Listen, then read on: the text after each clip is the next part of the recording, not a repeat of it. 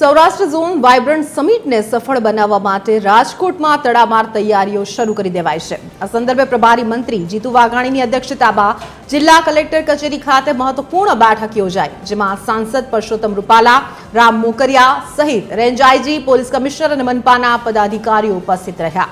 આ સમિટમાં વડાપ્રધાન નરેન્દ્ર મોદીએ હાજરી આપે તેવી પણ પ્રબળ શક્યતા, જેને પગલે વહીવટી તંત્ર સાબદું બન્યું છે। સુરક્ષા અને આયોજનને લઈને આખરી ઓપ આપવા માટે અત્યારે તમામ મોરચે કામગીરી છે તે કરવામાં આવી રહી છે। માનનીય મોદીજી આ વાઇબ્રન્ટ સમિટનું ઉદ્ઘાટન કરવા આવવાના છે। 11-12 વાઇબ્રન્ટ સમિટ એ રાજકોટ રિજિયોનલ વાઇબ્રન્ટ સમિટ યોજાઈ રહી છે, ત્યારે માનનીય મોદીજી એ 11 તારીખ આખો કાર્યક્રમ નક્કી થાય એટલે આપણે કહીશું, પણ ટેન્ટેટિવ બપોરે માનનીય મોદીજી એ રાજકોટ પધારશે। આગામી તારીખ 11 તારીખના રોજ વાઇબ્રન્ટ સમિટ યોજાવાની છે। સૌરાષ્ટ્ર કચ્છની જે વાઇબ્રન્ટ સમિટ યોજાવાની છે, ત્યારે જે રૂટ ઉપર જે જૂનું એરપોર્ટ છે રાજકોટનું, ત્યાં વડાપ્રધાનનું આવે તેવી સંભાવના વ્યક્ત કરવામાં આવી રહી છે।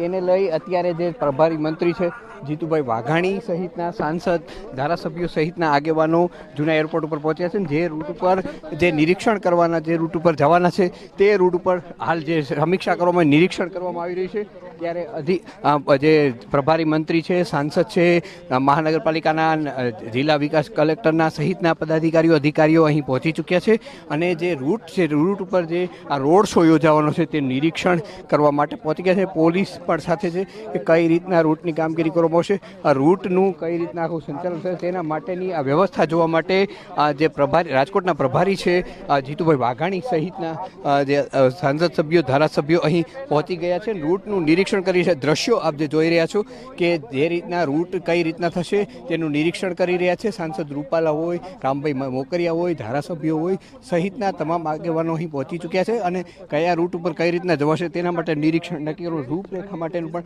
આયોજન કરવામાં આવી રહ્યું છે। આ દ્રશ્યો આપ સીધા જે જોઈ રહ્યા છો, અત્યારે દ્રશ્યો બતાવી રહ્યો છું આપને કે કઈ રીતના આખું સંચાલન થયું તેના માટેનું નિરીક્ષણ કરવામાં આવી રહ્યું છે અને આ રૂટ ઉપર ક્યાંથી પસાર થશે તે માટેનું સંચાલન। કેમેરામેન રવિ ચાવડા સાથે રવિ મોટવાણી, TV13 રાજકોટ।